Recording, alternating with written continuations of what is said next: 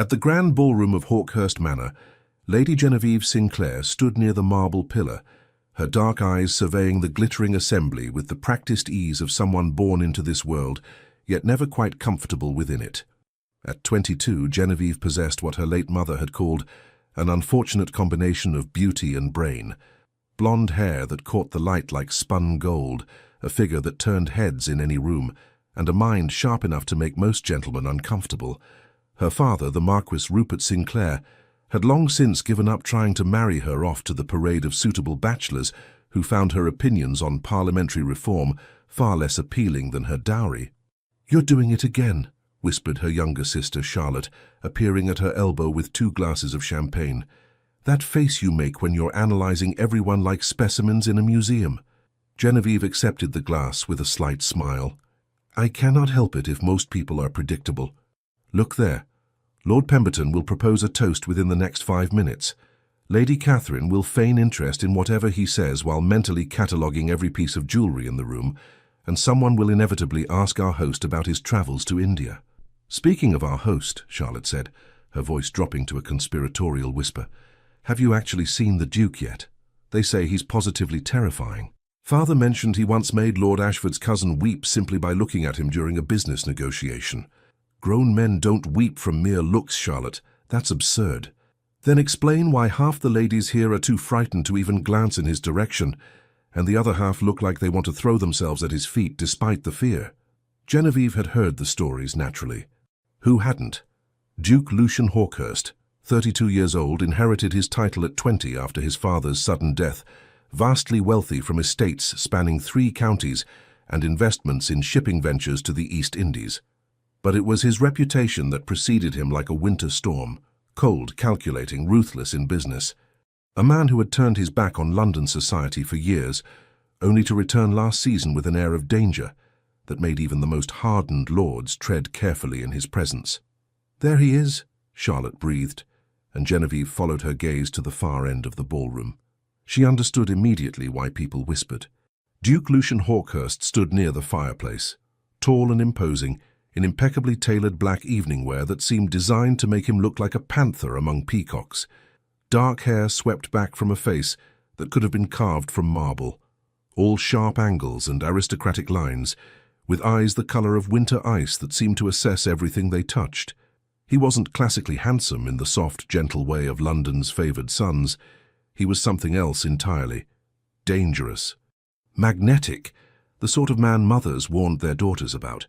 "Goodness gracious," Charlotte murmured. "The rumours don't do him justice." "He's just a man, Charlotte. A man who looks like he could crush your heart with one hand while penning a business contract with the other."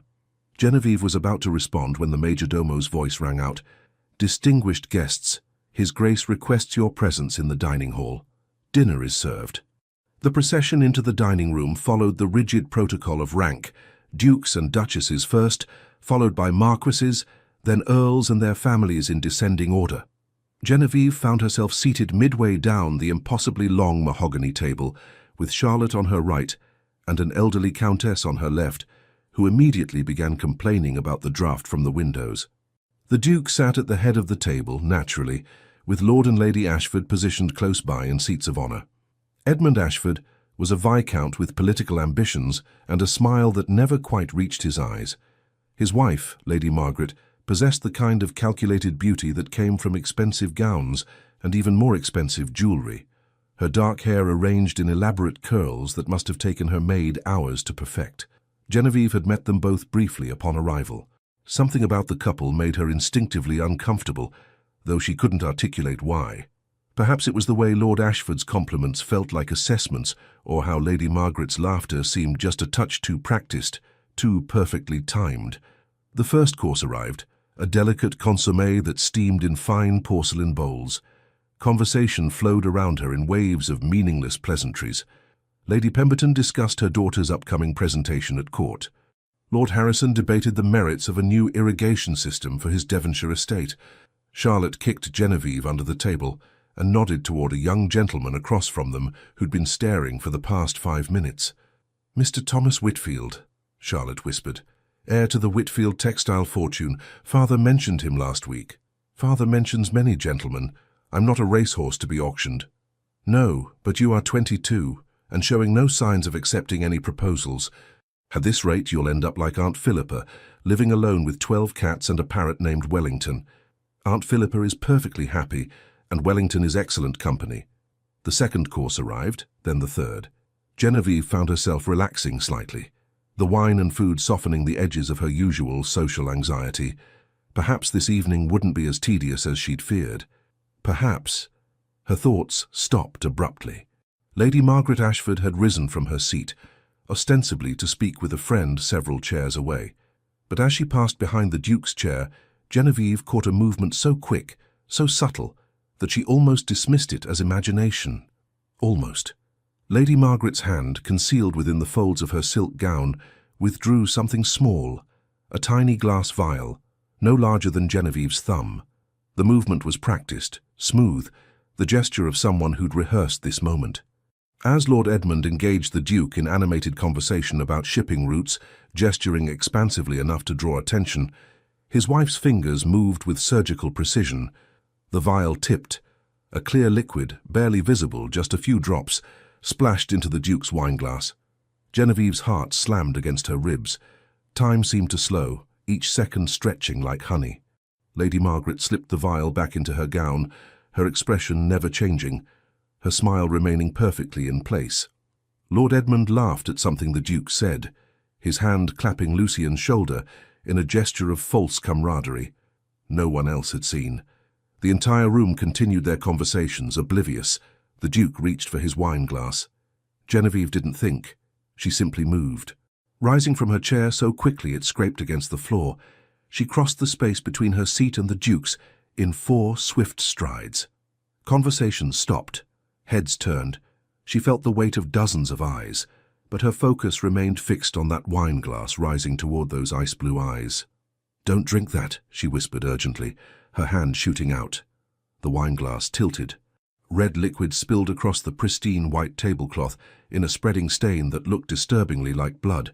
The crystal struck the table with a sharp crack but didn't shatter.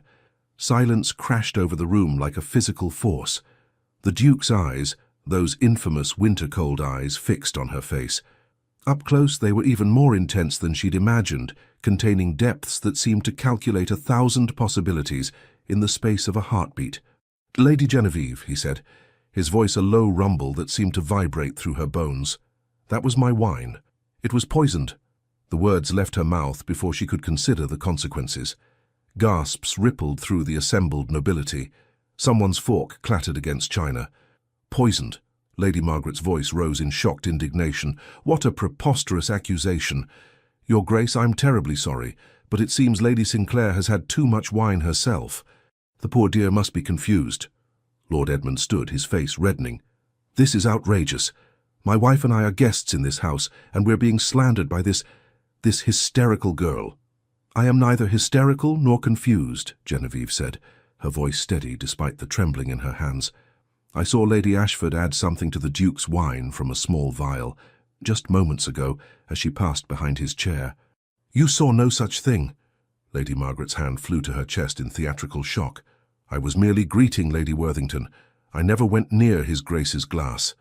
"You're mistaken, child," Lord Edmund said, his tone dripping with condescension. "These dinner parties can be overwhelming, especially for young ladies of sensitive constitution. Perhaps you should retire to the drawing-room and rest." Genevieve felt heat rise to her cheeks, not from embarrassment, but anger. "I am not mistaken. I know what I saw." "This is absolutely scandalous," Lady Pemberton announced to no one in particular. "To make such accusations without proof. Someone should send for the Marquis Sinclair," another voice suggested. "His daughter clearly needs to be removed before she causes further embarrassment." The words struck like physical blows. Genevieve felt the room closing in, felt the weight of judgment from every direction. She'd acted on instinct, on certainty, but standing here now with the entire aristocracy staring at her like she'd lost her mind, doubt began to creep in. What if she was wrong? What if the shadows and candlelight had played tricks?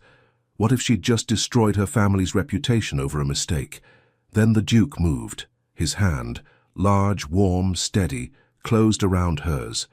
The gesture was gentle, but unmistakable. Every eye in the room tracked the movement. Lucian Hawkhurst stood slowly, his considerable height making everyone else seem small by comparison. He didn't release Genevieve's hand. Instead, his thumb brushed across her knuckles in a gesture that felt absurdly intimate given the circumstances. His ice-blue eyes held hers for a long moment. Then he spoke 3 words that would change everything. "I believe you." The room erupted. "Your Grace, surely you cannot—" Lord Ashford sputtered. "I believe Lady Genevieve," Lucian repeated, his voice cutting through the noise like a blade through silk. "And I suggest we investigate this matter thoroughly before anyone leaves this house." Lady Margaret's face had gone pale. "This is ridiculous. We are your guests. We've known your family for 20 years. 20 years or 20 minutes. Attempted murder carries the same weight." The Duke's voice remained calm, but something deadly lurked beneath the surface. "Lord Ashford, I suggest you and your wife remain in the drawing room while I send for a physician to test the wine. If Lady Genevieve is mistaken, you'll have my sincerest apologies and any recompense you desire." "And if she's not?" Lord Edmund's face had turned from red to ashen. "Then you'll have a very different conversation with the magistrate." The Ashfords exchanged a glance, quick, panicked, speaking volumes. Then Lady Margaret did something that sealed their fate. Her hand moved toward the hidden pocket in her gown where the vial rested. "Don't," Lucian said softly, but with such command that Margaret's hand froze mid-movement. "Whatever you're reaching for, I suggest you reconsider." Lord Edmund grabbed his wife's arm. "We don't have to tolerate this humiliation. We're leaving." "No one is leaving," the Duke said, and though he didn't raise his voice, something in his tone made it clear this wasn't a request. He looked toward his butler. "Jameson, send for Dr. Whitmore immediately, and ensure that Lord and Lady Ashford's carriage is temporarily unavailable." "Your Grace," Lord Edmund's voice cracked, "you cannot hold us prisoner in your home." "I can do whatever is necessary to protect my household and my guests, which, I should note, includes determining why someone would attempt to poison me at my own dinner table." Lucian's eyes were chips of ice. "Now shall we adjourn to the drawing room and wait for the physician, or would you prefer to make this even more interesting?" The threat hung in the air like smoke. Lord Ashford's jaw worked soundlessly. Lady Margaret looked like she might faint, all her practiced composure crumbling. "The drawing room," Edmund finally managed. "But this is a mistake, a terrible mistake. We shall see." As footmen moved to escort the Ashfords from the dining room, Lucian finally released Genevieve's hand. She immediately felt the loss of that steady warmth. "Lady Genevieve," he said, his voice pitched for her ears alone, "I would speak with you privately, if you're amenable." Her father appeared at her elbow, his face creased with concern. "Genevieve, what in heaven's name—" "Father, I'll explain everything, but first—" She looked at the Duke, at those penetrating eyes that seemed to see straight through to her bones. "Yes, Your Grace, I'm amenable." Charlotte squeezed her arm as she passed. "You're either the bravest person I know or the maddest," she whispered. "Possibly both." Genevieve followed the Duke from the dining room, acutely aware of every whisper, every stare following their departure. She'd just accused prominent members of society of attempted murder in front of the entire aristocracy. Her reputation would either be vindicated or destroyed by whatever happened next. There was no middle ground anymore. The Duke led her to his study, a masculine room of dark wood and leather, shelves lined with books and maps, a fire crackling in the hearth. He closed the door, then leaned against his desk, regarding her with an expression she couldn't quite read. "That," he said finally, "was either the bravest or most foolish thing I've witnessed in recent memory." "I saw what I saw," Genevieve said, lifting her chin. "Even if the entire world thinks me mad, I know what Lady Ashford did. I don't think you're mad." He moved closer and she caught the scent of sandalwood and something darker, more complex. "I think you have exceptional observational skills and no sense of self-preservation. Would you rather I'd said nothing, let you drink poison?" "No." The word was soft but absolute. "No, I'm grateful beyond measure. I'm simply trying to understand why you risked everything to save a man you've never even met." Genevieve considered the question. "Because it was the right thing to do. Because I couldn't live with myself if I'd stayed silent. Because—" She paused, searching for words. "Because some things matter more than reputation or propriety." Something shifted in his expression, a crack in that icy facade. Most people would disagree with that assessment. Then most people are cowards. To her surprise, he laughed. It was a rusty sound, as if he didn't do it often, but genuine. "You're unlike anyone I've ever met, Lady Genevieve." Is that a compliment or criticism? I'm not entirely sure yet. A knock interrupted them. Jameson, the butler, entered with a silver tray bearing a fresh glass of wine, and Dr. Whitmore, a thin man with spectacles and the permanent expression of someone who'd seen too many of society's secrets. "Your Grace," the physician said, bowing, "I came as quickly as I could." Jameson mentioned there was some concern about contaminated wine. Lucian gestured to the stained tablecloth that a footman had brought in. "The spilled wine, Doctor. I need to know if it contains anything unnatural." Dr. Whitmore set to work with various vials and instruments that Genevieve didn't recognize. The minutes stretched. Lucian stood perfectly still, his attention divided between the doctor and Genevieve in a way that made her pulse quicken. Finally, Dr. Whitmore looked up, his face grave. "Your Grace, there is definitely a foreign substance in this wine. Based on the color change in my reagent test, I'd say it's most likely arsenic. Not enough to kill immediately, but enough to make you violently ill. Continued doses over time would be fatal." The room seemed to tilt. Genevieve grabbed the edge of the desk to steady herself. "Arsenic," Lucian repeated, his voice deadly calm.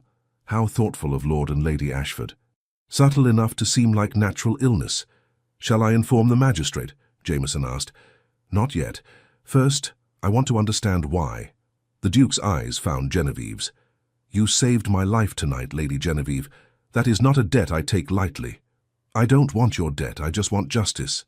You may find those two things are more connected than you realize." He moved to the window, staring out at the dark gardens.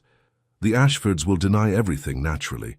They'll claim the contamination happened after the wine was spilled, or that someone else had access to my glass.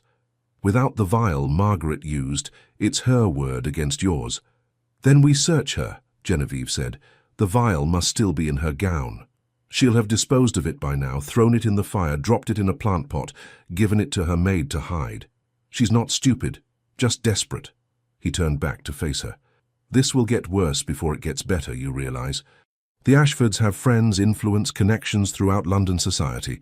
They'll paint you as hysterical, delusional, a troublemaker seeking attention. I know. Your reputation will suffer severely. Marriage prospects will evaporate. Invitations will cease. Your father will face pressure from his peers to manage you." Genevieve felt each word like a stone dropping into a well, the splash echoing in the darkness. "I know," she repeated, quieter this time. "Yet you don't regret speaking up." It wasn't a question, but she answered anyway. "No, I'd do it again." Lucian studied her for a long moment, something unreadable moving behind those ice-blue eyes. Then he smiled, a real smile this time, not the polite mask he'd worn earlier. It transformed his entire face, made him look younger, almost human. "Then I suppose we're allies now, Lady Genevieve, because I don't abandon people who save my life, regardless of what society demands. And if the Ashfords want war, I'm more than happy to oblige. What will you do?" "What I do best." His smile turned sharp. "I'll investigate. I'll gather evidence. I'll dismantle their lives piece by piece until they're begging to confess. And you?" He moved closer, close enough that she had to tilt her head back to meet his eyes. "You are going to be my ally in this, my partner, which means you'll be spending a great deal of time in my company." "Is that a threat or a promise?" "That depends entirely on your perspective. And what will people say about a young lady spending time alone with the most dangerous duke in England?" His smile widened. "Exactly what they're already thinking. But by the time we're done, their opinions won't matter. The truth will." Genevieve knew she should be frightened, should retreat to safety, to propriety, to the comfortable cage society had built for women like her. Instead, looking into those winter eyes that burned with purpose, and something else she couldn't quite name, she felt only one thing: exhilaration. "Then I accept your partnership, Your Grace." "Lucian," he said, "if we're to be allies against vipers, you should call me Lucian. Only if you call me Genevieve." "Very well, Genevieve." The way he said her name felt like a caress. "Welcome to the most dangerous game in London. I hope you're ready." As she left his study and returned to find her worried father and excited sister, Genevieve realized something. Ready or not, her life had just changed irrevocably. The safe, predictable path she'd been walking had ended tonight. Whatever lay ahead would be dangerous, scandalous, and possibly devastating. She couldn't wait. The morning after the disastrous dinner party, Genevieve woke to find London society had already passed judgment. "It's everywhere," Charlotte said, bursting into her bedroom with a stack of morning correspondence. "Every breakfast table from Mayfair to Belgravia is discussing what happened last night. And Genevieve, it's not good." Genevieve sat up, accepting the letters with trepidation. The first was from Lady Pemberton, politely but firmly uninviting her to next week's garden party. The second was from Mrs. Caroline Thornbury, cancelling their scheduled visit to discuss charitable work.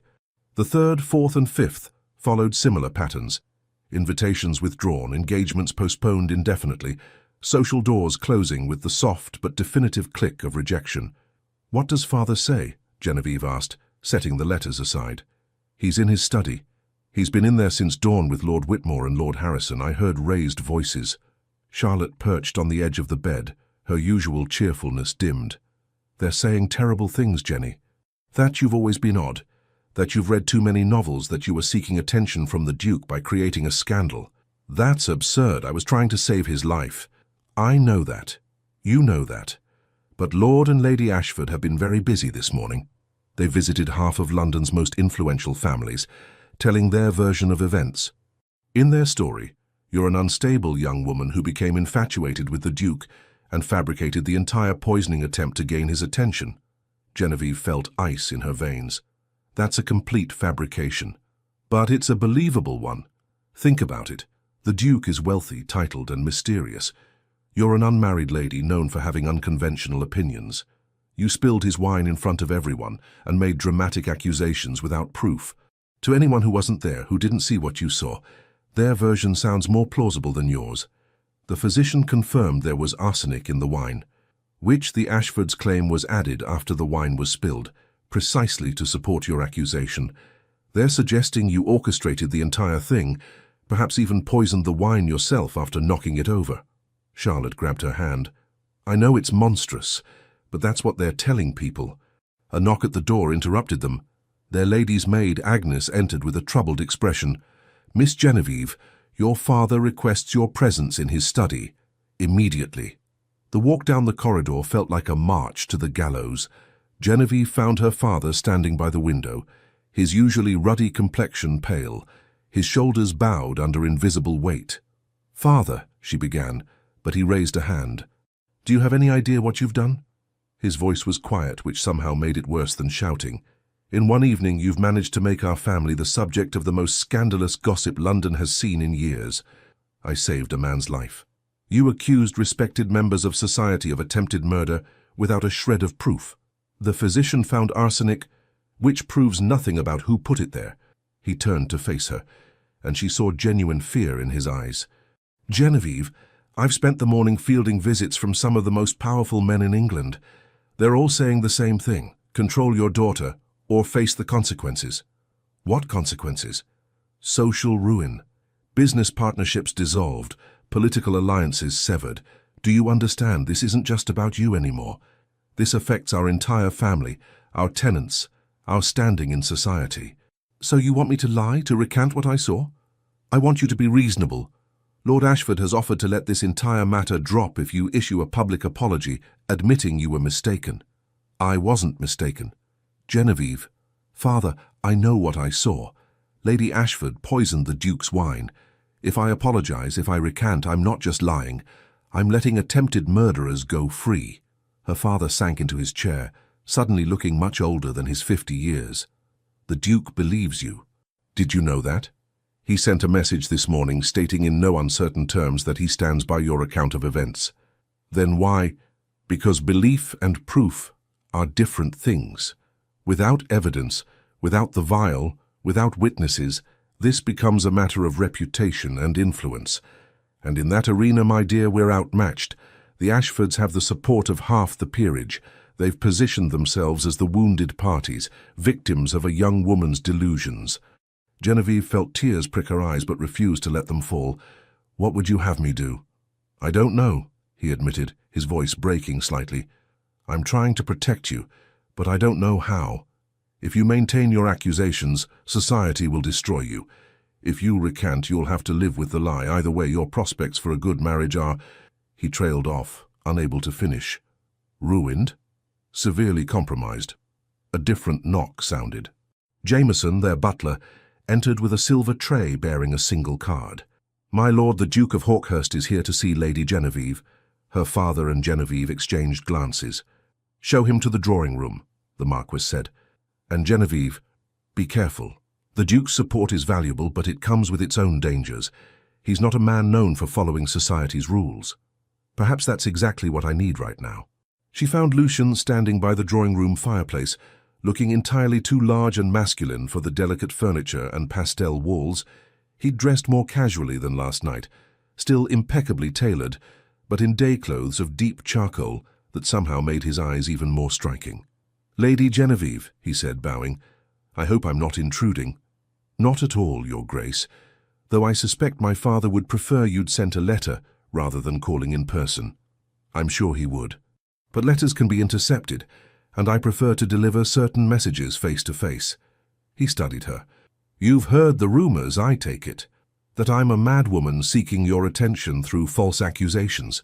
"Yes, I've been informed." "And your response?" "That anyone who believes such nonsense isn't worth my time or consideration." He smiled, that same transformation she'd seen last night. "Excellent answer. Though I should warn you, that describes approximately 3/4 of London society. Then I suppose I'll have a great deal more free time for reading." An optimistic perspective. "I like it." He moved closer, his expression growing serious. "I came to tell you that I've hired investigators, discreet ones, to look into the Ashfords' affairs. If there's evidence of their plan, we'll find it. But it may take time. And until then, I'm the villain in their story." "Unfortunately, yes, which is why I have a proposal for you."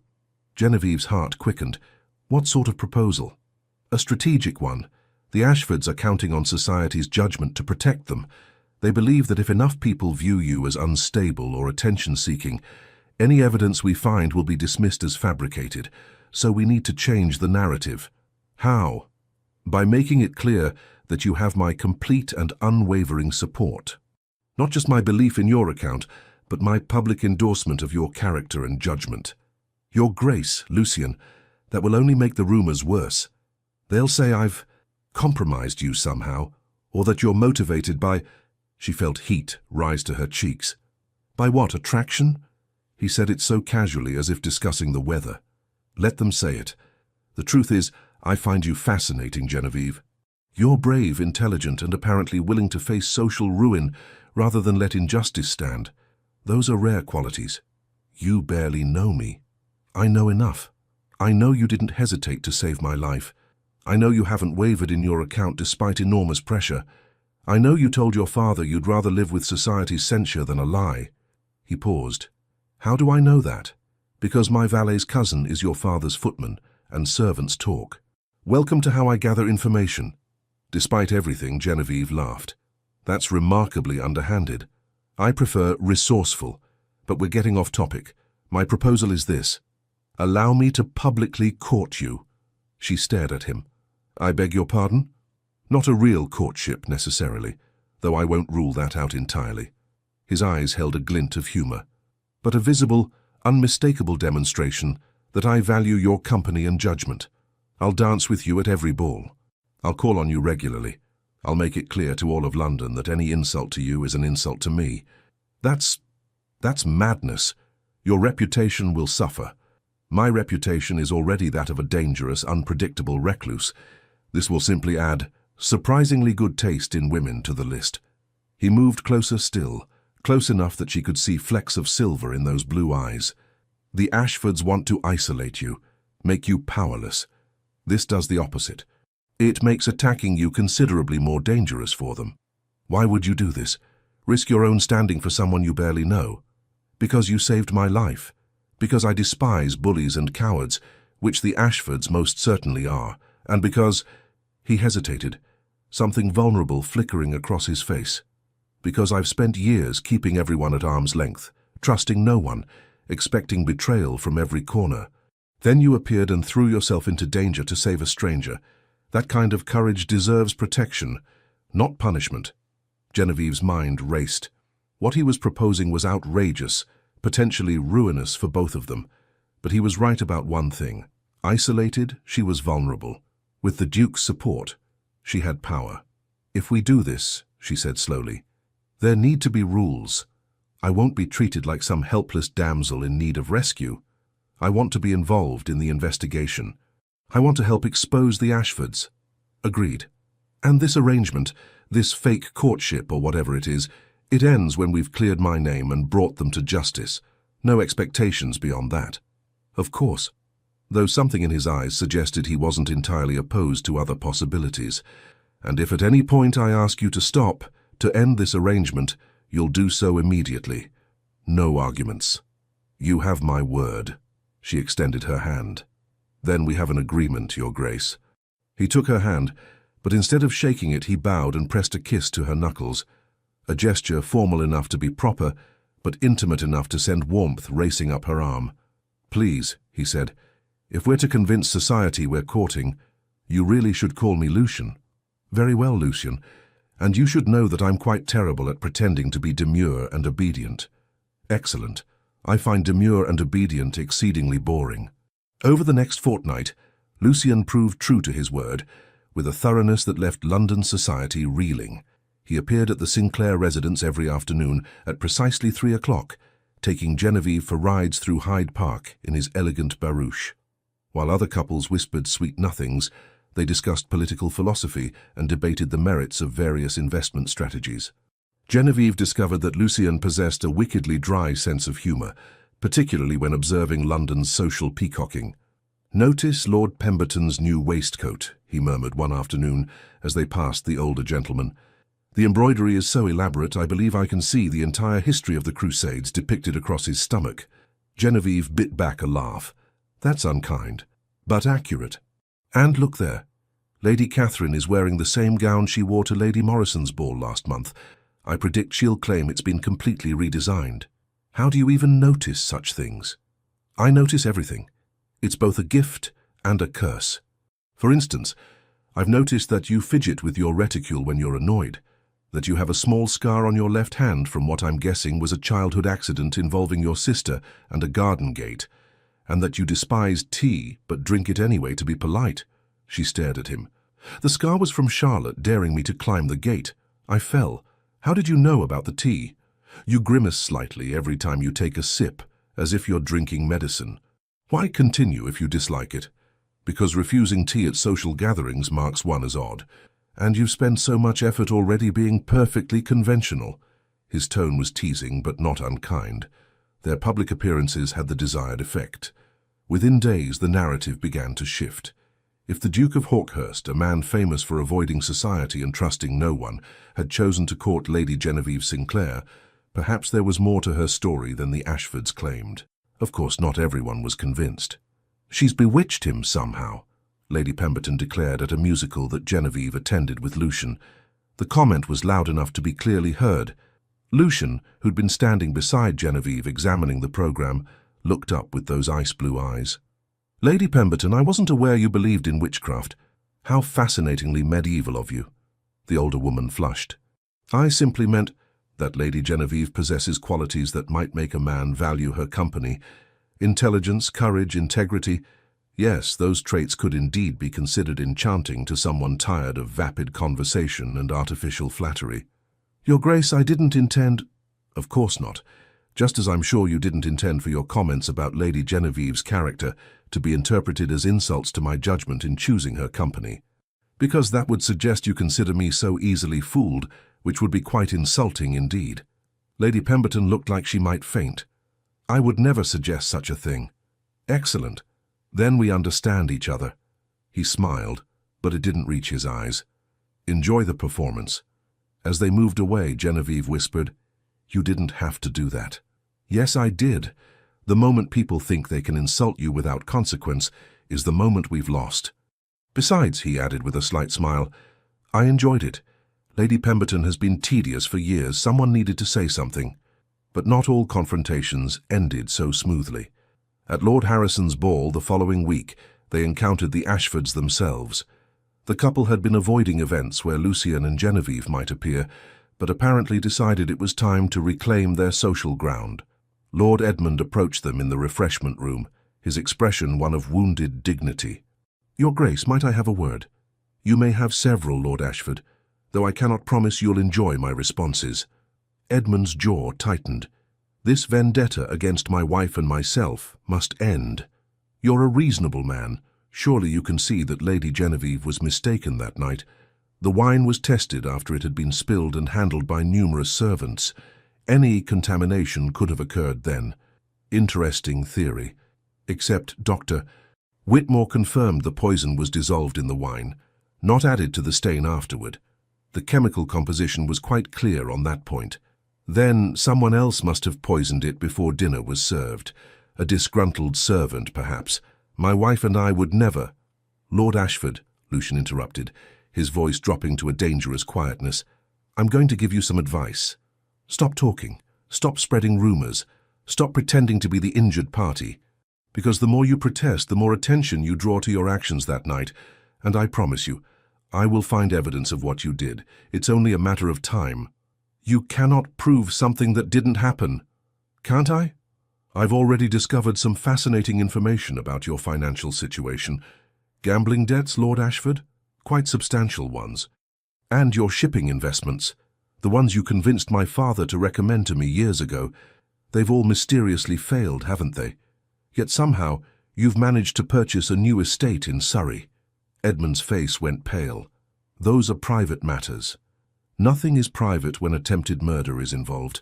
I have investigators looking into every transaction, every business dealing, every conversation you've had in the past 5 years. If there's evidence of your plan to poison me gradually, to make it look like natural illness, to forge documents giving you control of my estates, I will find it." "That's preposterous. I never—" But Edmund's face had gone from pale to ashen, and his hands trembled slightly. "Shall we test that assertion? I think the magistrate would be very interested in examining your wife's recent purchases from certain apothecaries. Arsenic is surprisingly well documented when bought in quantity." Lord Ashford opened his mouth, closed it, then turned and walked away without another word. Genevieve realized she'd been holding her breath. "Did you mean all that? About the evidence?" "Every word. My investigators have been very thorough." He guided her toward the ballroom. "The Ashfords have been living beyond their means for years, funded by investments they convinced my father to make before his death. When those investments failed, suspiciously I might add, they needed another source of income. My estates, my fortune would have provided that. A gradual poisoning, a forged codicil to my will naming Edmund as executor. It's actually quite clever, if morally reprehensible. Can you prove it?" "Not yet, but I will."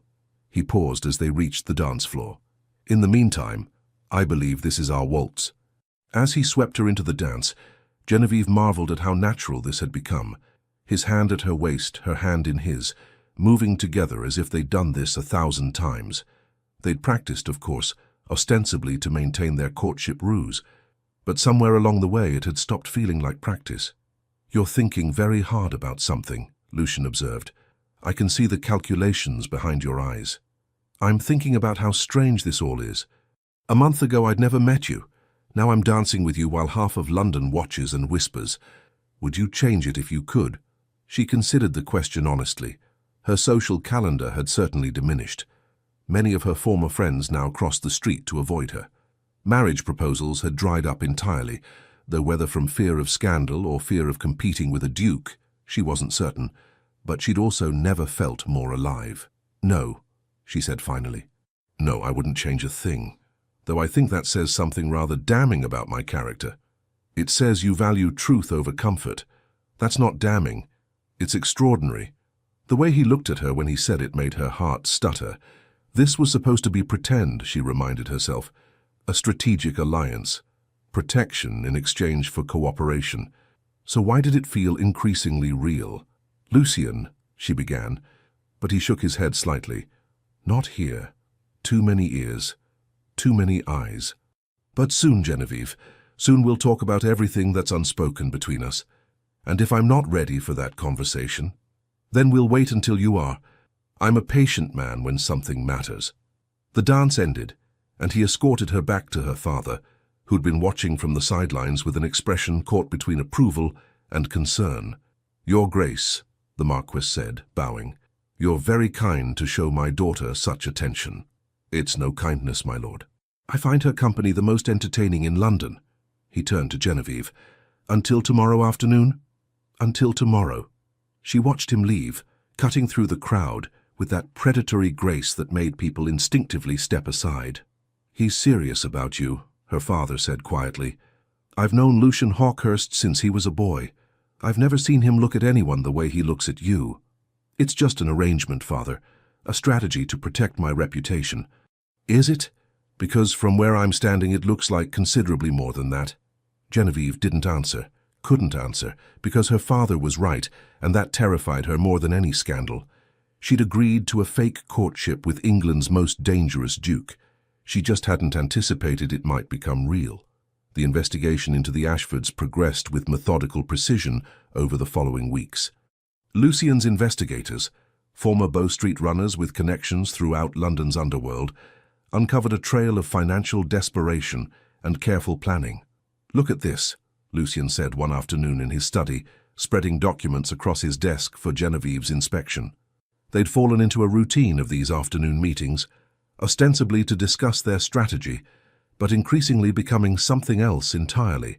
Conversations that ranged from philosophy to literature to dreams neither had shared with anyone else.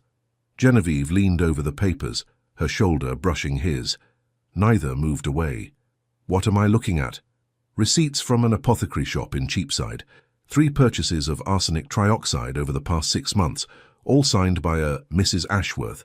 Has noticed the similarity to Ashford. That's not enough for a magistrate. She could claim it was for pest control, which is a legitimate use. True, but combined with these," he produced another set of documents. "Gambling debts totaling nearly £15,000, owed to some rather unsavoury characters. Lord Edmund has been betting heavily at several clubs, losing consistently. The debts are recent, within the past year. So they need money desperately. More than that. Look at the dates. The gambling debts began accumulating about 6 months after my father died, which is also when Edmund started pressuring me to make certain investments that my father had supposedly recommended." Genevieve studied the timeline. "You think they planned this from the beginning, even before your father died?" "I think they've been planning something for years. My father and Lord Ashford were close friends.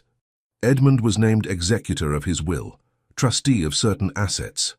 When my father died, suddenly," he paused, something dark crossing his face. "You don't think—" "I don't know what to think. My father had been in perfect health. Then one day he complained of stomach pains, and within a week he was dead. The physician said it was a sudden illness.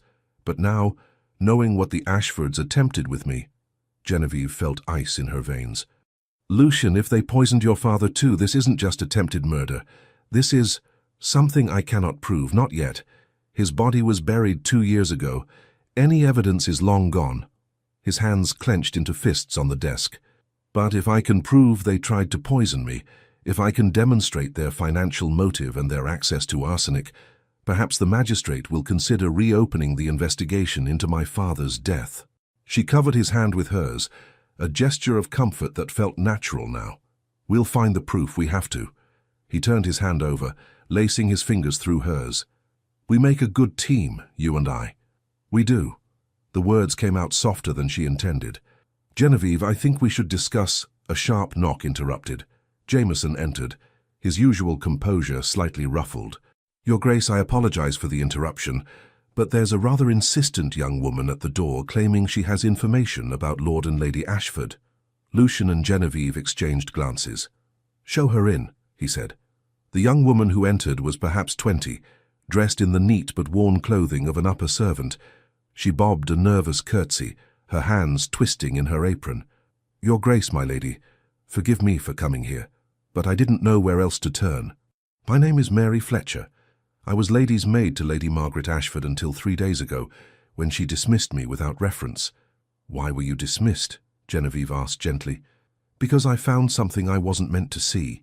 Mary reached into her pocket and withdrew a small vial, identical to the one Genevieve had seen Margaret use that night.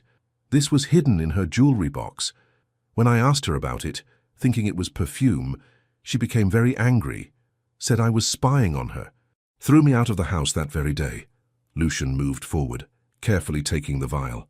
Why bring this to me? Because I heard the rumors, Your Grace, about what Lady Genevieve accused my former mistress of doing. And I think she was right. I've been with Lady Margaret for 2 years, and over the past month she's changed. Secretive, always meeting with Lord Edmund in private, sending me away. And she's been buying things, expensive things, we couldn't afford. When I asked where the money came from, she said it was none of my concern. Did you ever hear them discuss the Duke? Genevieve asked. Mary hesitated, then nodded. Once. I was bringing tea to the drawing room and heard Lord Edmund say something about when Hawkhurst is gone. I thought perhaps he meant when you were away travelling, Your Grace. But then Lady Margaret laughed and said something about patience, that these things couldn't be rushed. The pieces were falling into place like a terrible puzzle. Lucian examined the vial. Is there anything still in this? A few drops, Your Grace. I didn't want to empty it in case it was evidence of something terrible. You've done the right thing coming here, Miss Fletcher. Lucian moved to his desk, writing quickly. This is the address of my solicitor. Go to him today and tell him I've sent you. He'll help you draft a formal statement about everything you've witnessed. And this, he handed her a small purse, should help you until you find new employment. I'll personally provide you with a character reference. Mary's eyes filled with tears. Thank you, Your Grace. You're very kind. After she left, Lucian immediately summoned Dr. Whitmore to test the vial's contents.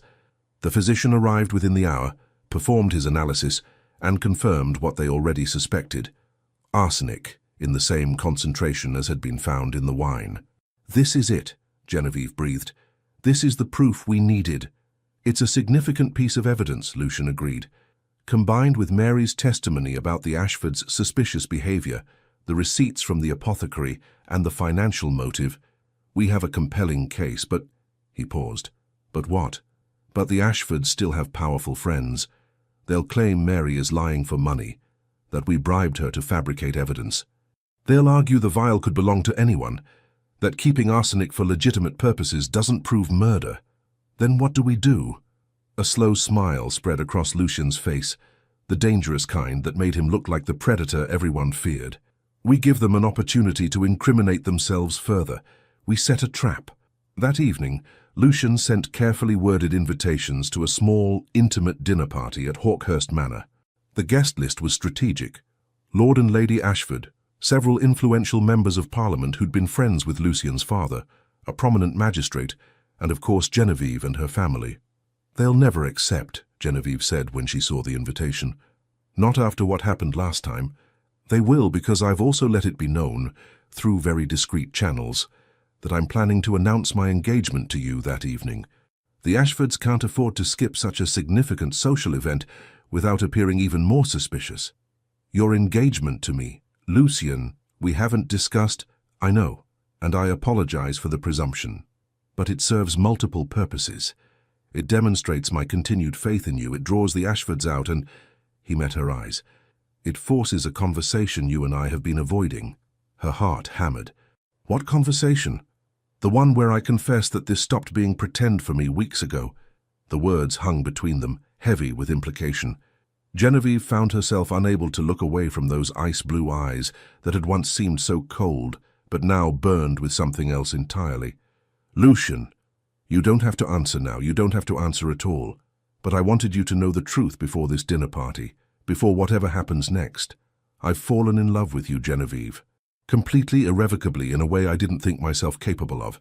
And regardless of what you feel in return, I will see this through. I will clear your name and bring the Ashfords to justice. That doesn't change. Genevieve's mind reeled. She should be shocked, should protest that they barely knew each other, should maintain the pretense of their arrangement. But standing there in his study, surrounded by evidence of conspiracy and murder, having spent weeks in his company discovering depths she'd never imagined, she couldn't deny the truth. She'd fallen for him too. I need time, she said finally. To think, to be certain. This has all happened so quickly. Take all the time you need, I'm not going anywhere. The night of the dinner party arrived too quickly. Genevieve dressed with unusual care, choosing a gown of deep sapphire that Charlotte insisted brought out her eyes. Her maid arranged her blonde hair in an elegant style, leaving a few curls to frame her face. "You look beautiful," her father said when she came downstairs. "Are you certain about this evening? If Lucien's plan goes wrong, it won't, it can't. This is our chance to end this." The Marquis studied her face. "You care for him, truly care for him." "Yes," she admitted. "I do." "Then I hope he's worthy of you, though from what I've seen I believe he is." Hawkhurst Manor blazed with light as their carriage approached. Footmen in impeccable livery stood at attention. Inside, the house had been transformed. Flowers everywhere, musicians tuning their instruments. The dining room set for an intimate gathering. Lucien greeted them personally, impossibly handsome in formal black evening wear. When he bowed over Genevieve's hand, his thumb brushed her wrist in a gesture so subtle, so intimate, that it sent shivers through her. "You look exquisite," he murmured, too quietly for anyone else to hear. "You're not so terrible yourself." His smile was quick, genuine. High praise indeed. The other guests began arriving. Lord and Lady Ashford came fashionably late, Margaret resplendent in emerald silk that must have cost a fortune they supposedly didn't have. Her smile was fixed, brittle. Edmund's face showed strain around the eyes. They knew something was wrong, they had to. Dinner proceeded with excruciating politeness. Conversation remained light. Politics, weather, the upcoming season. Genevieve noticed Lucien watching the Ashfords carefully. His expression pleasant, but his eyes calculating. During the fourth course he rose, glass in hand. "My friends, I've asked you here tonight for a special reason. As you know, recent events have been challenging. But through adversity, I've discovered something precious. I've found someone whose courage, intelligence, and integrity inspire me daily." Margaret's knuckles went white on her wine glass. "Therefore, it gives me great pleasure to announce my intention to marry Lady Genevieve Sinclair." The table erupted in congratulations. Lord Harrison raised his glass in toast. The magistrate offered hearty approval. Genevieve's father beamed with genuine joy. And the Ashfords looked like they might be ill. "This is wonderful news, Your Grace," Lord Edmund managed, his smile not reaching his eyes. "Though rather sudden, isn't it?" "When one knows, Lucien replied smoothly. "Why wait?" "Indeed. And I suppose all that unpleasantness with the accusations has been resolved?" "Resolved? No." "Investigated thoroughly?" "Absolutely."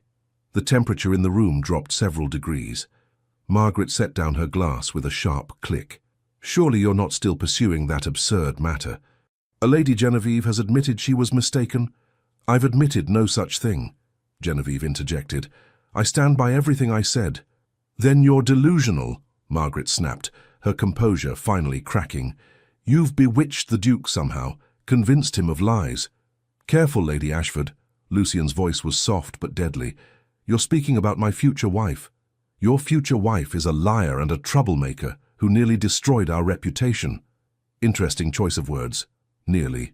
"As if our investigation hasn't already accomplished that goal." Edmund stood abruptly.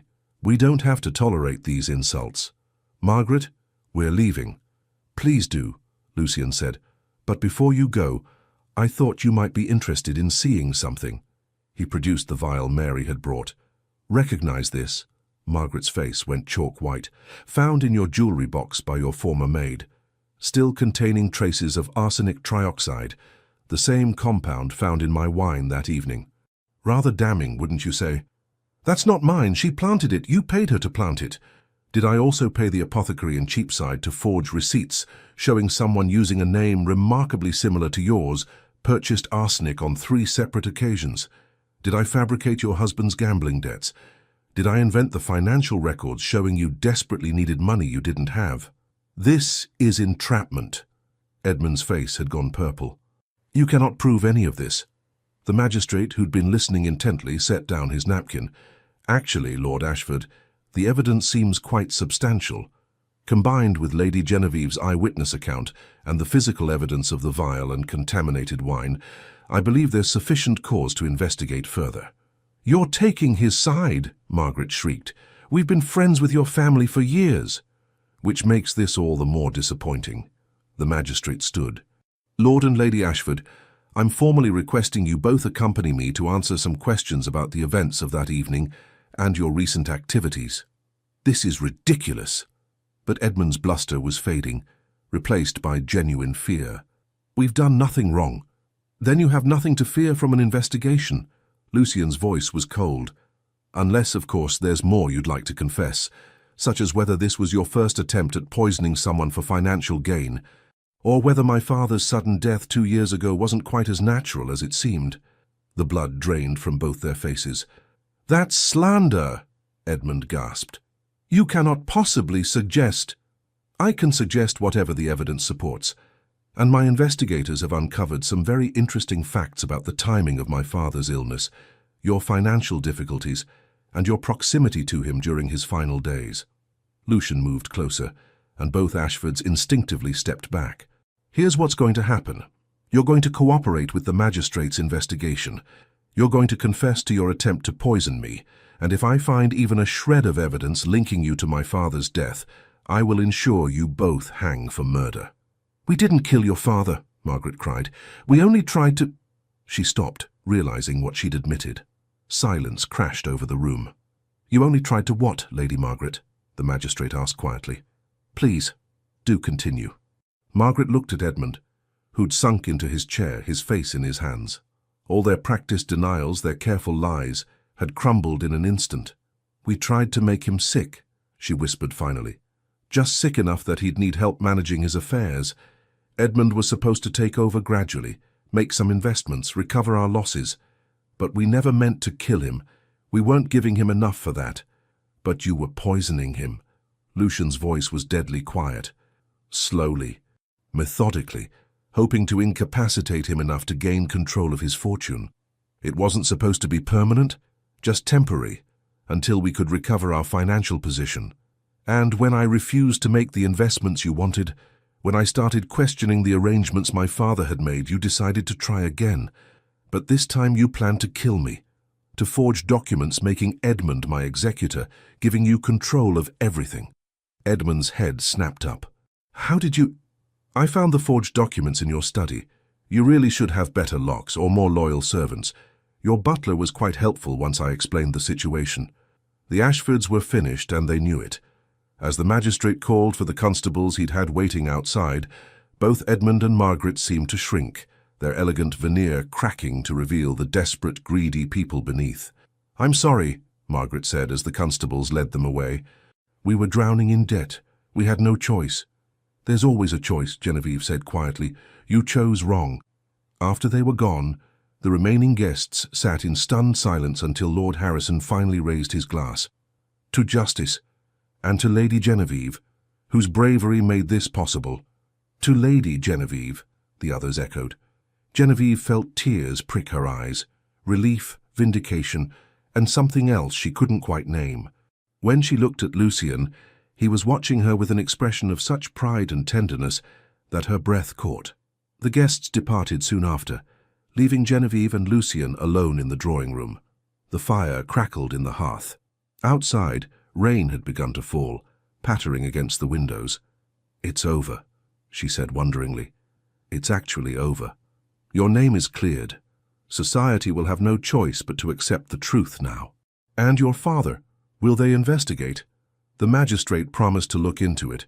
"With the Ashfords' confession about poisoning him, there's cause to examine the circumstances more closely. Even if we can't prove they killed him, they'll face charges for what they did to me. That's something." Genevieve moved to the window, watching the rain streak down the glass. "I should feel triumphant, but I just feel tired. That's the exhaustion of battle ending. You've been fighting for weeks. It's natural. What happens now to us, I mean?" She turned to face him. "You announced our engagement tonight. Everyone believes we're to be married." "Yes." He moved closer, his expression uncertain, the first time she'd seen him anything less than completely confident. "I apologize for the presumption. I shouldn't have announced it without your explicit consent.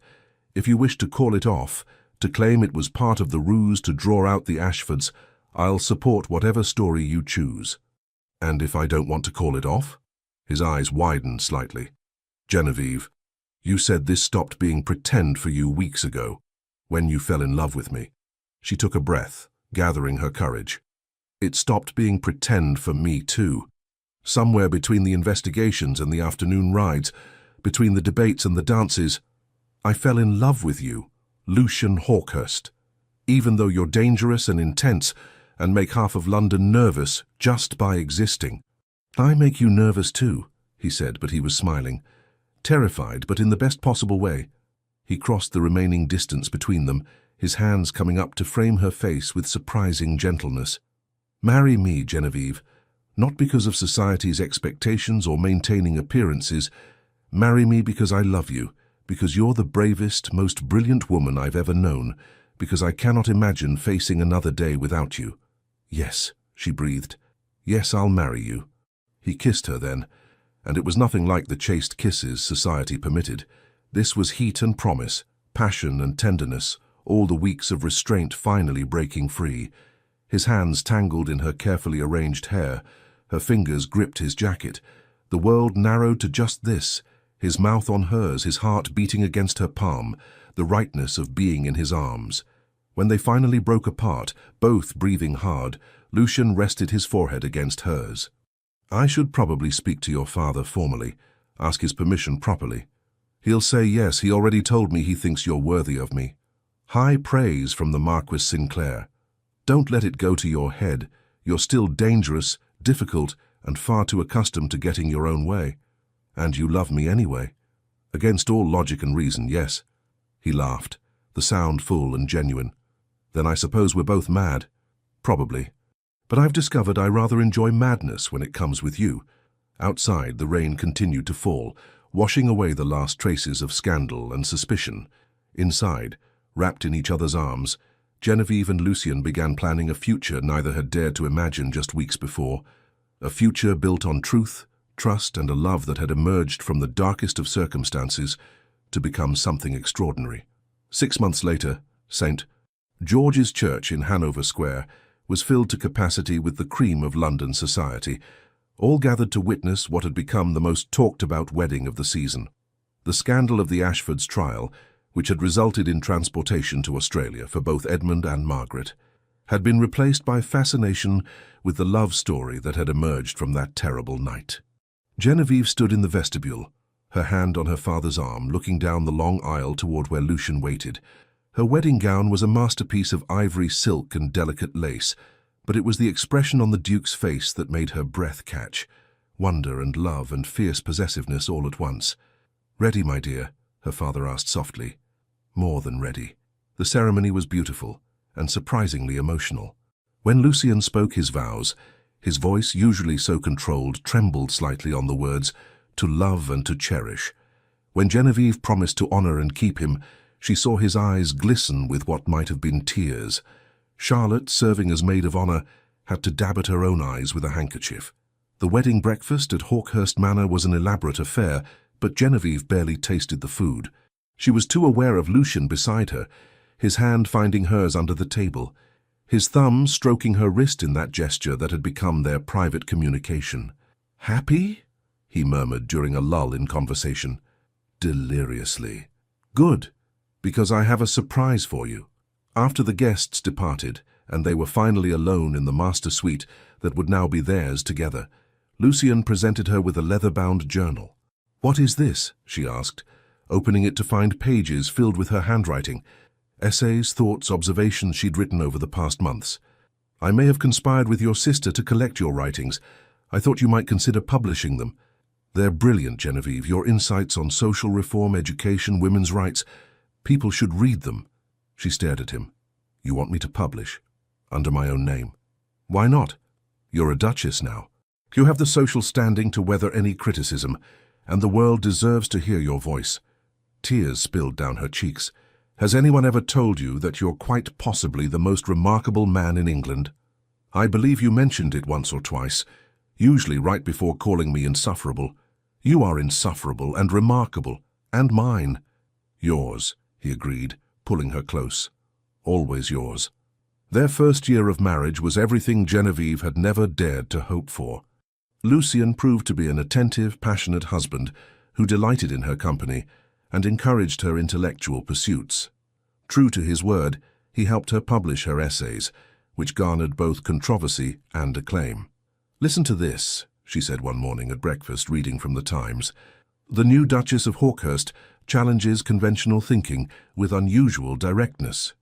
Unusual directness, as if having opinions makes me peculiar. "You are peculiar," Lucian observed from behind his own newspaper. "That's why I married you. You married me because I saved your life. I married you because I couldn't imagine living without you. The life-saving was just a fortunate introduction." She threw a piece of toast at him. He caught it without looking up from his paper. "Show off," she muttered. "You love it." She did. Their arguments were spectacular, intellectual debates that ranged from politics to philosophy to the proper way to organize a library. Their reconciliations were even better, passionate encounters that left them both breathless and laughing. "We're terrible at fighting," Genevieve said one evening after a particularly heated debate about parliamentary reform had ended with them in bed. "We're excellent at fighting. We're just better at making up. Semantics. You love semantics. I love you, you impossible man. I know, it's my greatest achievement." The ton, which had initially been scandalized by their courtship, gradually came to accept and even admire the unconventional couple. The Duke and Duchess of Hawkhurst became known for their intellectual salons, their progressive views, and their obvious devotion to each other. "They're still disgustingly in love," Charlotte reported, after visiting from her own recent marriage to Mr. Whitfield. "It's like watching a romance novel, except somehow more so." Genevieve's father, now enjoying his role as grandfather to Charlotte's children, smiled. "Some people are simply meant for each other. I recognized it the day Lucian first defended her at that terrible dinner party." 18 months into their marriage, Genevieve discovered she was expecting. Lucian's reaction was everything she could have hoped: joy, terror, and fierce protectiveness all at once. "You're certain you're well?" he asked for the 100th time. "Dr. Whitmore said everything is progressing normally." "Yes, Lucian. For the 100th time, I'm perfectly healthy. You should rest more. Perhaps stop attending so many social events. I'm pregnant, not made of glass, and I have a lecture series to complete on women's education reform." "Genevieve, don't Genevieve me in that tone. I'm growing a human, not becoming an invalid." He pulled her close, his hand splaying protectively over her still flat stomach. "I know, I can't lose you. You're everything." Her irritation melted. "You won't lose me. I'm far too stubborn to go anywhere. Promise me you'll be careful." "I promise. And you promise not to hover like an anxious mother hen." "I make no such promise." Their son was born on a crisp October morning, arriving with lusty cries that echoed through Hawkhurst Manor. Genevieve had endured a long labor with Lucian holding her hand the entire time, looking more terrified than she'd ever seen him, face down business rivals or social scandals. "You did it," he whispered, tears streaming down his face as he held their son for the first time. "You're extraordinary." "We did it," she corrected, exhausted but euphoric. "What shall we name him?" They'd debated names for months without reaching consensus. But looking at their son, dark hair like his father but with Genevieve's storm-grey eyes, Lucian said, "Rupert, after your father. He'd be honored, and it's only fitting." The Marquis raised an exceptional woman. "Rupert Lucian Hawkhurst," Genevieve tested. "It suits him. He's perfect, you're perfect. How did I become so fortunate?" "By being poisoned at a dinner party?" He laughed, the sound rich and warm. "Best thing that ever happened to me." Young Rupert proved to be a delightful combination of both parents. His father's intelligence and intensity, his mother's courage and stubborn streak. By his second birthday, he was already demonstrating a talent for getting into mischief that left his parents alternately exasperated and amused. "He put a frog in Lady Pemberton's teacup," Genevieve reported one afternoon, trying to keep a straight face. Lucian covered his mouth, clearly fighting laughter. "That's terrible. We should punish him." "We absolutely should after we stop laughing." Agreed. They found him in the garden, covered in mud, examining beetles with the intense focus that was pure Hawkhurst. "Rupert, my darling," Genevieve said, crouching down. "We don't put frogs in people's tea." "Why not? The frog was thirsty." Lucian turned away, shoulders shaking. "Because it's not polite." Would you like it if someone put a frog in your milk? Rupert considered this gravely. No, but the frog might. That's actually a fair point, Lucian managed. You're not helping, Genevieve muttered. That evening, after Rupert had been bathed, fed, and put to bed with a story about brave knights and clever ladies, Genevieve and Lucian sat in their private sitting room, her feet in his lap as he massaged them, a nightly ritual she'd come to cherish. Do you ever think about that night? She asked. The dinner party where everything changed. Every day, though my perspective on it has shifted. It's no longer the night someone tried to kill me, it's the night I met you. Rather dramatic circumstances for a first meeting. Fitting, though, nothing about us has ever been conventional. She smiled, thinking about their journey, from accusation and scandal to partnership and love. I suppose not, but I wouldn't change any of it. Not even the parts where half of London thought you mad. Especially not those parts. They led me to you. He pulled her closer, kissing her softly. I love you, Genevieve Hawkhurst, more than I thought possible to love anyone. And I love you, my dangerous, impossible, perfect Duke. Perfect? You've definitely hit your head. Perfect for me. That's all that matters. Years passed in a comfortable rhythm of love, laughter and occasional chaos, courtesy of young Rupert, and eventually his younger sister, Clarissa, who arrived 3 years after her brother with the same determination to conquer the world. The Duke and Duchess of Hawkhurst became fixtures of London society, known as much for their progressive salons and intellectual contributions as for their devoted marriage. Genevieve published several more volumes of essays, while Lucian used his influence to champion educational reforms and workers' rights. "We're becoming respectable," Genevieve observed one evening at a particularly dull society event. "Heaven forbid," Lucian replied. "Should I start a scandal to remedy the situation?" "Please don't. I've had enough scandal to last a lifetime." "Fair point." On their 10th wedding anniversary, Lucian arranged for them to return to Hawkhurst Manor for a private dinner in the same dining room where their story had begun. The table was set for 2, candles casting the same dancing shadows she remembered from that fateful night. "Feeling nostalgic?" she asked as he pulled out her chair. "Grateful. I wanted to return to where it all started and remember how fortunate I am." "We both are." He poured wine, a different vintage, she noticed, with a smile, and raised his glass. "To the woman who saved my life in more ways than one. To 10 years of marriage, 2 remarkable children, and a love I never expected to find. To second chances," she added, touching her glass to his, "and to adventures yet to come." They drank, and then Lucian set down his glass with a slight smile. "I have something for you." He produced a leather box, opening it to reveal a necklace, a stunning piece featuring a deep blue sapphire surrounded by diamonds. "It's beautiful," Genevieve breathed. "It belonged to my mother. My father gave it to her on their 10th anniversary. I had it cleaned and reset, but the stones are original. I thought you should have it." Tears filled her eyes. "Lucian, I'm honored. Your mother would be proud of the man you've become. She would have loved you. You're everything she was, brave, brilliant, unwilling to accept injustice." He fastened the necklace around her throat, his fingers lingering on her skin in a way that still made her shiver after all these years. "Do you remember what you said to me?" she asked. "That first night when I accused the Ashfords." "I believe you." 3 words that changed everything. They did, because in that moment, when the entire world thought me mad, you chose to trust me. That's when I knew you were different. I knew you were different when you threw yourself across a room to save a stranger. Most people wouldn't have done that. Most people have better sense than I do. Most people are boring. You're extraordinary." She stood, moving into his arms. "We're rather extraordinary together, I think." "We are." He kissed her, deep and thorough, with all the passion of their early days, but now enriched by years of partnership and love. "Happy anniversary, my darling wife. Happy anniversary, my impossible husband." Later that night, lying in bed with moonlight streaming through the windows, Genevieve thought about the girl she'd been, the one who'd felt out of place in society, who'd worried she'd never find someone who understood her, who'd feared a life of comfortable misery. That girl had been brave enough to spill wine and face scandal, brave enough to trust a dangerous duke, brave enough to love without reservation.